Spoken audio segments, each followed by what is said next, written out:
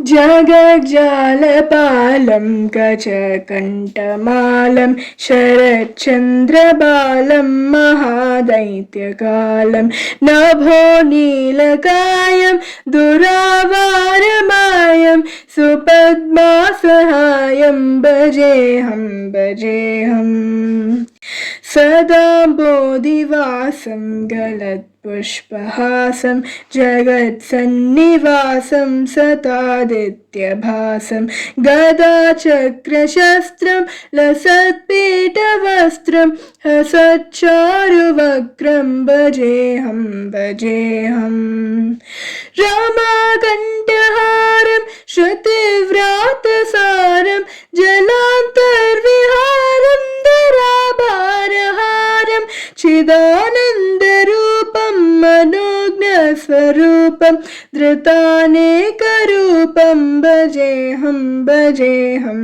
जराजन्महीनं परानन्दपीनं समाधानलीनं सदैवाननीनं जगज्जन्महेतुं सुरानेककेतुं त्रिलोकैकसेतुं भजेऽहं भजेऽहम्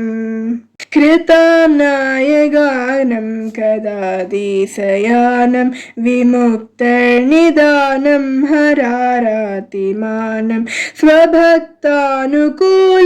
जगद्वृक्षमूलं निरस्तार्थशूलं भजेऽहं भजेऽहम्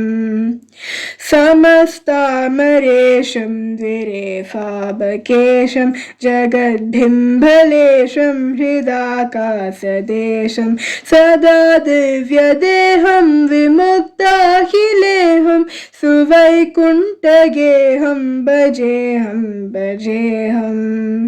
सुरालीबलिष्ठं त्रिलोकैवरिष्ठं गुरुर्नाङ्गरिष्ठं स्वरूपैकरिष्ठं सदा युद्धधीरं महावीरवीरम् अहं बोधितीरं भजेऽहं भजेऽहं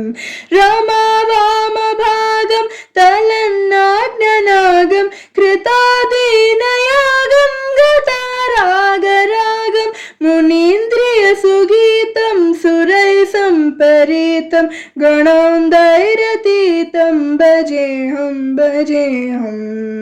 इदं यस्तु नित्यं समादाय चित्तं पठेदष्टकं कण्ठहारं मुरारे स विष्णोर्विशोकं ध्रुवं याति लोकं जराजन्मशोकं पुनर्विन्दते नो इति श्री परमहंसस्वामी ब्रह्मानन्दविरचितं श्रीहरिस्तोत्रं सम्पूर्णम्।